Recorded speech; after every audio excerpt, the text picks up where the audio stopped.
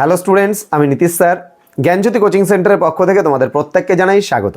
তো স্টুডেন্টস, তোমাদের পরীক্ষা খুবই নিকটে এবং তোমরা অনেকেই চিন্তিত আছো যে স্যার এখনও আমাদের লাস্ট মিনিট সাজেশনটা ডিএসসি বাংলার কেন দিলেন না। তো ডিএসসি বাংলার তোমাদের সাজেশন নিয়ে থার্ড সেমিস্টার স্টুডেন্টদের জন্য আমি আজকে চলে এসেছি। তো তোমরা অবশ্যই ধৈর্য ধরে শেষ অবধি ভিডিওটি দেখবে এবং কোনো ইনফরমেশন থাকলে সেটা আমাকে কমেন্ট বক্সে কমেন্ট করে জানাতে পারো। বাংলার বিষয়ে যদি কোনো তোমাদের অসুবিধা থাকে, এছাড়া অন্য কোনো সাবজেক্টের যদি তোমরা সাজেশন পেতে চাও তাড়াতাড়ি, তাহলে আমাকে অবশ্যই কমেন্ট বক্সে কমেন্ট করে জানাও। আমি চেষ্টা করবো খুব তাড়াতাড়ি সেই সাজেশনগুলো তোমাদের জন্য নিয়ে আসার লাস্ট মিনিট সাজেশন। তো আজকে ডিএসসি বাংলা, এই ডিএসসি বাংলায় তোমাদের কি কি পড়তে হবে না পড়তে হবে ডিটেলসে আলোচনা করব। কিন্তু তার পূর্বে তোমাদেরকে বলবো, যারা এখনো পর্যন্ত আমাদের ইউটিউব চ্যানেলটিকে সাবস্ক্রাইব করোনি তারা অবশ্যই চ্যানেলটিকে সাবস্ক্রাইব করে দাও এবং তার পাশে থাকা বেল আইকন অল প্রেস করে দাও, যাতে নেক্সট টাইম থেকে কোনো ভিডিও আপলোড করলে তার নোটিফিকেশন সবার আগে তোমার কাছে পৌঁছে যায়। এছাড়া তুমি যদি আমাদের কাছে অনলাইনে এই সেমিস্টার কিংবা পরবর্তী সেমিস্টারে পড়তে চাও, তাহলে অবশ্যই যোগাযোগ করতে পারো আমাদের ডেসক্রিপশন বক্সে দেওয়া দুটো নাম্বারে 7076398606 নাম্বার অথবা 6295916282 নাম্বারে। তো স্টুডেন্ট, চলো শুরু করছি আজকের ক্লাসটি। এবং আজকের ক্লাসে তোমাদের আলোচনা করব যে ডিএসসি তোমাদের বাংলা যে রয়েছে থার্ড সেমিস্টারে তাদের কি কি পড়তে হবে এই লাস্ট মিনিট সাজেশন। আমি খুব সংক্ষিপ্ত কিছু প্রশ্ন উত্তর তোমাদের বলে দেবো, যেগুলো পড়লে তোমরা কমন পাবেই পাবে। তো স্টুডেন্টস, ভিডিওটি বন্ধুদের সঙ্গে শেয়ার করে দাও, তোমাদের কলেজের গ্রুপগুলোতে শেয়ার করে দাও, যাতে তোমাদের প্রত্যেকটা বন্ধু বান্ধবের কাছে এই ভিডিওটা পৌঁছে যায়। চলো শুরু করছি আজকের ক্লাসটি। প্রথম প্রশ্ন, আমি তোমাদের চারটে প্রশ্ন দিচ্ছি। প্রথমে এই পাঁচটা প্রশ্ন দেবো। এই পাঁচটা প্রশ্নের মধ্যে আশা করছি দুটো প্রশ্ন তোমরা কমন পাবেই পাবে এবং তারপরে তোমাদের আরও প্রশ্ন দেবো, সেই প্রশ্নগুলো তোমাদের অরে হিসাবে থাকতে হবে। তো চারটা প্রশ্ন তোমাদের পরীক্ষায় আসবে, চারটের মধ্যে তোমাদের লিখতে হবে যে কোনো দুটো প্রশ্নের উত্তর। চলো শুরু করছি। বৈষ্ণব পদাবলিতে পঞ্চরস বলতে কি কি বোঝানো হয়? বৈষ্ণব পদাবলিতে পঞ্চরস বলতে কি কি বোঝানো হয়? এর মধ্যে কোন রসকে সবচেয়ে শ্রেষ্ঠ বলা হয়েছে এবং কেন? অথবা দিয়ে প্রশ্ন আসতে পারে এখানে, বৈষ্ণব পদাবলীর পঞ্চরস কি, বা খালি পঞ্চরস কি বলতে পারে, এর মধ্যে মধুর রসকে কেন শ্রেষ্ঠ বলা হয়েছে?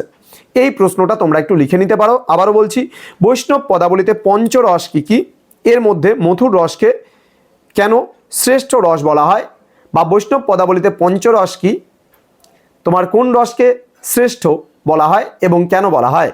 এই প্রশ্নটা তোমাদের কিন্তু খুবই গুরুত্বপূর্ণ একটি প্রশ্ন। তো তোমরা লিখে নিতে পারো এবং পরবর্তীতে কিন্তু পড়ে যাবে, পরীক্ষার সময় খুব ভালো করে এটা পড়ে যাবে। নেক্সট পরবর্তী প্রশ্ন, এটাও যথেষ্ট গুরুত্বপূর্ণ একটি প্রশ্ন। অভিসার বলতে কি বোঝো? বৈষ্ণব পদাবলীতে অভিসারের গুরুত্ব আলোচনা করো। আবারও বলছি, অভিসার বলতে কি বোঝো? বৈষ্ণব পদাবলীতে অভিসারের গুরুত্ব আলোচনা করো। এই প্রশ্নটা কিন্তু মারাত্মক লেভেলের ইম্পর্টেন্ট, ঠিক আছে?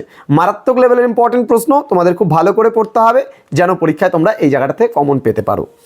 নেক্সট, এটাও মারাত্মক লেভেলের প্রশ্ন। আমি যে পাঁচটা প্রশ্ন বলে দেবো, আমি বলছি দুটো প্রশ্ন তোমাদের আসার সম্ভাবনা প্রবল, একদম 100%। নেক্সট প্রশ্ন, পূর্বরাগ ও অনুরাগ বলতে কি বোঝো? এই পর্যায়ে শ্রেষ্ঠ পদকর্তার কবি প্রতিভার পরিচয় দাও। আবারও বলছি, পূর্বরাগ ও অনুরাগ বলতে কি বোঝো? এই পর্যায়ের শ্রেষ্ঠ পদকর্তার কবি প্রতিভার পরিচয় দাও। এই হলো তোমাদের তিনটে প্রশ্ন। নেক্সট 4 নম্বর প্রশ্ন, মাথুর বলতে কি বোঝায়? এই পর্যায়ের শ্রেষ্ঠ কবির কয়েকটি পদের কাব্য সৌন্দর্য বিচার করো। ভেরি ভেরি ইম্পর্টেন্ট প্রশ্ন। আবারও বলছি যে মাথুর বলতে কি বোঝায়? এই পর্যায়ের শ্রেষ্ঠ কবির কয়েকটি পদের কাব্য সৌন্দর্য বিচার করো। এই প্রশ্ন যে চারটা বললাম, আরেকটা প্রশ্ন আমি এর সঙ্গে দেব।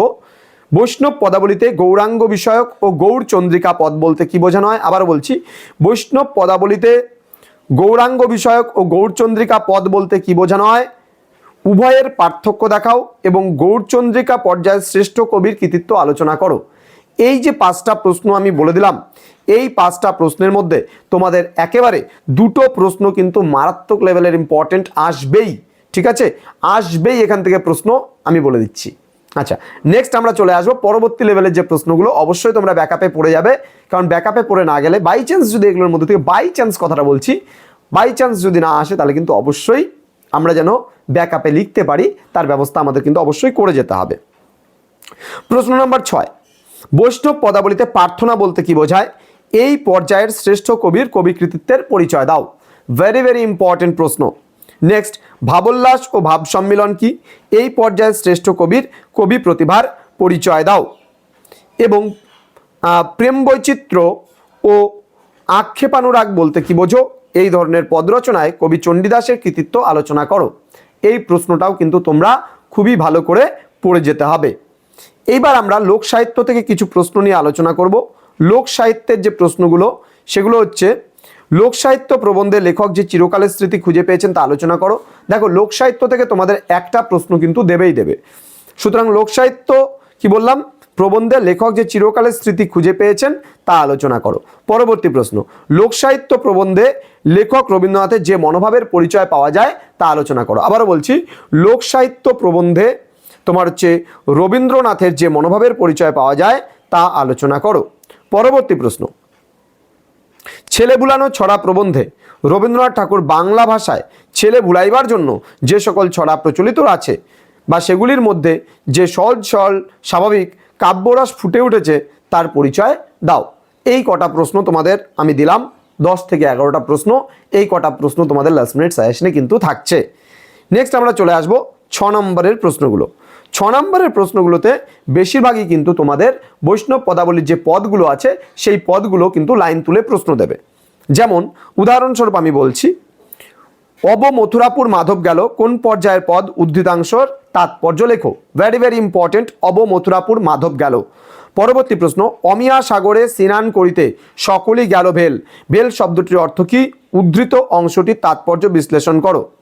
পরবর্তী প্রশ্ন, রূপ লাগি আঁখি ঝুড়ে গুণে মন ভোর, উদ্ধৃতাংশের তাৎপর্য বুঝিয়ে দাও। বা বলতে পারে কোন পর্যায়ের পদ, পদটির ভাববস্তু সংক্ষেপে আলোচনা করো। পরবর্তী প্রশ্ন, এটা ভেরি ভেরি ইম্পর্টেন্ট প্রশ্ন, রাধার কি হইল অন্তরে ব্যথা, কোন পর্যায়ের পদ, উদ্ধৃত অংশটির তাৎপর্য বিশ্লেষণ করো। কি মোহিনী, পরবর্তী প্রশ্ন, কি মোহিনী জানো বধূ, কি মোহিনী জানো, এই উদ্ধৃতাংশের তাৎপর্য বুঝিয়ে দাও। এখানে প্রত্যেকটা প্রশ্নই কিন্তু খুবই গুরুত্বপূর্ণ, কারণ এই পার্টটার মধ্যে অর্থাৎ 6 নম্বরের যে প্রশ্নগুলো তোমাদের আসে এখানে কিন্তু পদ তুলে প্রশ্ন দেওয়া হয়। পরবর্তী প্রশ্ন আমরা আলোচনা করব যে ব্রজবুলি সম্পর্কে আলোচনা করো। ব্রজবুলি সম্পর্কে আলোচনা করো। এই কটা পড়লে তোমাদের কিন্তু অলরেডি যে 6 মার্কসের যে বৈষ্ণব পদাবলী থেকে প্রশ্নগুলো আছে এখান থেকে তোমরা কমন পেয়ে যাবে। এবার বৈষ্ণব পদাবলী ছাড়া তোমাদের যে লোকসাহিত্য আছে সেই লোকসাহিত্য থেকে তোমরা কয়েকটা প্রশ্ন পড়বে 6 নম্বরের জন্য, যেগুলো হচ্ছে বাংলা লোকসাহিত্যের পরিচয় দাও, ইম্পর্টেন্ট। আচ্ছা, লোকসাহিত্যের সংজ্ঞা ও প্রকৃতি সম্পর্কে লেখো, ইম্পর্টেন্ট প্রশ্ন। দেন গ্রাম্য সাহিত্য প্রবন্ধে রবীন্দ্রনাথ ঠাকুর গ্রাম্য ছড়াগুলিকে কয় ভাগে ভাগ করেছেন ও কি কি, সেগুলি ভাগের একটি করে উদাহরণ দাও। তো এই যে কটা প্রশ্ন তোমাদের পড়লে পারে হয়ে যাচ্ছে। এবার আমরা আলোচনা করব 3 মার্কসের যে প্রশ্নগুলো রয়েছে সেই 3 মার্কসের প্রশ্নগুলোকে নিয়ে।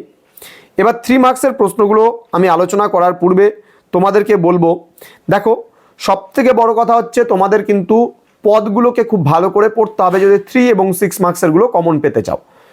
তো আমি 6 নম্বরে 12 নম্বরে বলে দিলাম হুবহু কমন, 3 নম্বরেরগুলো তোমাদের বলে দিচ্ছি। লোকসাহিত্য কি, কে কেন লোকসাহিত্য গ্রন্থটি সৃষ্টি করেছিল।